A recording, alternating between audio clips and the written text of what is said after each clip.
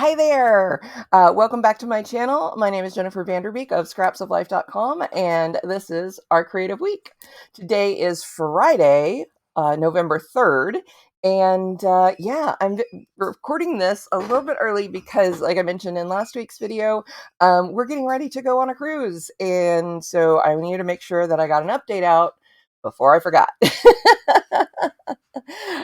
I kind of I jokingly thought about recording it on the cruise ship, but I realized that getting it uploaded might be a little tough because while we do have internet out there, it's there's like 2 to 3 thousand people using the same the same satellite based internet, and so it might be a little touch and go at times. So anyway, most of my creativity has gone towards non-visible stuff this week, but I do have some things to show you. First of all, the Innocent Bones Love by the Moon Stitch Along Part 3 arrived in my inbox on Sunday, this past Sunday. And I was just champing at the bit to get to it. So it was this top section that says "Live by the Sun." So I'm going to make an educated guess that the bottom section, which will come out later in November, I believe, the part 4 will say "Love by the Moon." Already, I'm loving this piece, and my only regret is that I did kind of just fly through this upper section. I was just like, "Ooh, yay, more!" And yeah, then I was suddenly done. But it was actually not necessarily a bad thing because work has started in earnest on the globe. This is the continent of Eurasia. I know it's hard to tell from here. I understand. I think I may have shown this last week in some form. These are the other continents. If I did show them last week, they were probably pinned in place. I did go ahead and baste them all down so that I'm not trailing straight pins from here to the Bahamas and back. And in that way, it packs a little bit better too. But yes, I have this with me, and my little embroidery kit, my little travel embroidery kit, and let's see, kind of see some of the different stitches. What I started by doing was outlining, using the traced image that I'd taken from the globe itself to, make sure things were the appropriate size and proportion, and traced it onto Mylar, cut it out, and then, or well, it's not technically Mylar, but anyway, it's like acetate sheet, but different. And then traced it onto this backing fabric. And then after I'd laid out the pieces, the various pieces for the patchwork, I realized that, well, I don't know where the edges are, so I don't know where my embroidery stitches need to stop. So the first thing I did was do a back stitch all the way around, so that I knew where my boundaries were, especially and this is something I will continue on the other pieces, but it was especially important for this one because, the first part I was looking at was, this is, um, represents Japan right here. And I knew, like, there was this whole big piece of fabric, and I'm like, well, I need to make sure that my embroidery is staying in the piece that's, in the part that's going to be visible after everything is said and done, after everything's cut out and turned under and pieced onto the ocean parts. Yeah, so I'm like, okay, outlining is going to be really important. And then I started with these are called darning stitches. They kind of fill up an area decoratively. And then I've got a whole bunch of other stitches going through here, um, both along the edges and then inside some of the fabrics. I've also done some other decorative. I found, or rather, someone else found, and I found their YouTube video about Crazy Patchwork, and um, there was an 1884 pamphlet or brochure that was published by J.F. Ingalls called Instructions for Patchwork. That and it showed a bunch of different stitches. They're all called Point Russe um, and snowflake stitches. So those are like the two things. And so what I did, my printer is being difficult. What I ended up doing was taking this a little notebook I had and copying down some of the diagrams, because what I find that happens to me is when, like, in theory, I have all these stitches floating around in my head, right? But when it comes to actually like decide what stitch to use where, the brain goes blank. So I thought, if I just put them in this little notebook that I can kind of keep with me, just put the diagrams in here, then I can refer to it and I can kind of flip through and decide what I want to put where. Now, I've been looking into why it's called Point Russe, Russe. All I've been able to find is that they were common in Breton work, which is a type of lace making. It's needle lace. Is that the correct term? Anyway, um, but yeah, it's but otherwise it's known as like the Russian stitches, and they're typified by um, well, let's see. Where's a good one? Okay. They're typified by these little clusters. Ooh, that's not wanting to focus. Of like 3 to 5, stitches, like all in a fan. And so that's been really fun to experiment with, along with other stitches that I was already familiar with, but just different stitch combinations, having them in this little notebook, which, yeah, it's a little Ravenclaw notebook that I picked up somewhere along the way and hadn't used. And I'm like, oh, this is perfect. It's tiny. I can just pop it into my organizer. But yeah, so I'm going over all of the areas where all the edges of the fabrics to hold them in place, and do so decoratively, which was indicative of Victorian crazy patchwork. So I will do that for all of the continents. And, you know, this is a project where I'm very much, I mean, it's funny to say, oh yeah, I'm making it up as I go along, which is not incorrect, but it's more like I'm learning as I go what's going to work best or not. Because at first I thought, because I am going for I'm not trying to be specific about, okay, here's country borders. I haven't like fussy cut individual countries out. That would be maddening, I think. What I am doing um, is just going for like the overall shape of the continent, um, and going for that decorative stuff. But I thought I just wanted kind of a green on green on green tone.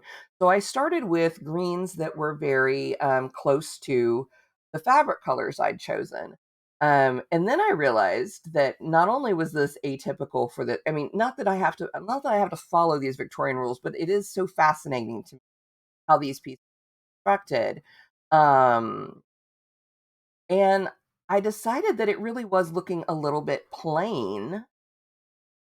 If it makes any sense, it was looking too plain. Even though there's all these different fabrics put together. And I even have like this like green leopard spot thing going on. Which is definitely the wildest of the fabrics. But yeah, it was just like, it is looking a little bit plain. I would like the stitches to stand out a little bit more. So then I had to kind of step back and, regroup by adding some brighter colors in. And of course, I'd already started some sections. So then I'm going back in and adding a couple more, bits of decoration. Like, so far I've just added some of like the yellow. I've also got like I'm trying to stick to more, I guess, kind of earthy tones. I don't know, this corally salmon color isn't really. Um but yeah, I think I'm going to pull out a few more brighter colors or, um, just different colors. So I have some options. And this is what I'm going to work on while I am on the trip. So yeah, I am learning. I'm definitely learning as I go, and it's been a really fun project so far. I know that it's it's a ton of work. It absolutely is, but I am just loving it. I really am. Um, yeah, so that's mainly what I've been working on. This is for the future exhibition. This does go along with the soft sculptures. And it literally, I think this one probably came, this idea, somebody asked me, well, where do you get your ideas from? Because I mean, that's a question um, a lot of artists and writers get asked, a lot of creative people get asked, where do you get your ideas? This one probably came to me in the shower. My soft sculptures came to me in that first one, Gerald the giraffe. He came to me in that liminal space between um sleep and waking. Actually, I was in the process of going to sleep. And it just, I'm like, I suddenly saw it in my mind, and I'm like, ooh, I could do this, I could do that, oh my gosh, I could totally do it this way. And even though I was like, again, half asleep or trying to get to sleep, I grabbed my phone and typed out the note so that I wouldn't, I did not want to risk forgetting. Because the worst thing we can do to ourselves is say, oh, no, no, no, I don't need to write that down. I will remember. Because chances are we won't remember. But if it's written down, then our brain doesn't have to worry about it. So yeah, I have my little embroidery um, needlework pouch here. Um, that is, I think I showed this last fall. It's the it was kind of like a test piece of a pattern that a friend of mine wanted me to make for her sister for Christmas. Her sister had requested it, and she's like, I'm not a sewer. Can you do this?" And she kindly supplied all the materials and paid me for it, for my time, very fairly. And I was happy to do it, but I knew, I was like, let me go through these instructions once with my own stuff before I get into that. And I'm glad I did, because it has come in handy. I think if I were to do another one, and that is a big if, because I said after finishing the one for my friend, that I'm like, whew, I don't know that I would do this one again, because the zipper going all the way around, or around three sides, is a bit of a pain to make sure that's all lined up correctly. Um, However, I have recently been thinking that if I were to do this again, and not a, you know, um, more of a win, but not if, I would make it a little bit bigger, I think, and I would change the way these pouches for the embroidery floss, they're sized for the little bobbins, the little flat plastic or chipboard bobbins that you would wind the floss around. Whereas I tend to work from just the skeins. I I don't I don't transfer them to bobbins so much. So I think I would change things up a little bit, where instead of the shallow pockets, I would put I don't know what I would do. That's the thing. I've just been thinking of this recently. So I don't know how I would change it, but I would change it. Um but still, the if I were to do this again is still a fair way off. But I do love a lot of the things about this, quite a bit. And so I'm happy to have it, and happy that I can bring it along with me when I'm traveling over the next few days. Oh, and there we are. That's really our update. I finished Inktober. That was a thing. And then on Tuesday or Thursday was our 10-year wedding anniversary, which is the reason for our upcoming trip. And yeah, it's been a really good week, and I'm looking forward to the week to come. I do love cruising.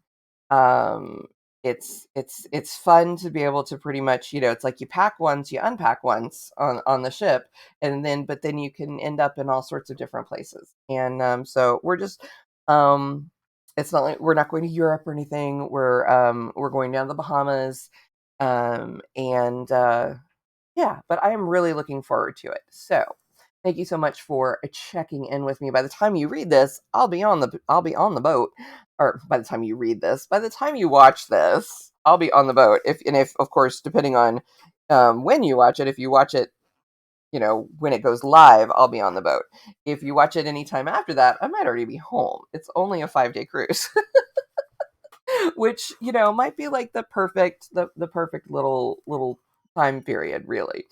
But take care of yourself. Do something creative for yourself. Enjoy, for those of us in the northern hemisphere, enjoy fall. Of course, I know some places it's already snowing way up north. But for here, we are enjoying the cooler weather. Dare I say, it's been actually kind of cold the last couple of nights, like in the 40s and stuff. We did have a front come through, it would appear. Um, but yeah, enjoy fall. I'm loving this time of year, and and I hope you do too. Um, and for those of you who are not so jazzed about the shorter days and the cold and everything, because of seasonal depression and so forth, obviously do what your doctor says, but vitamin D, drink lots of water, eat healthy, or do what you can. Um, Give yourself grace, if you've got one of those natural light lamps or a sun lamp that helps kind of regulate you a little bit better. Do the things you got to do. I know that this time of year isn't a favorite for everyone. It is for me. I love it. Y'all know that I'm a night owl, so I love working once the sun goes down. It's like that's when my neurons fire. I feel like there's fewer distractions. But in the meantime, take care of yourselves. Do something creative that's going to fill that creative well. And I will see you back in another week.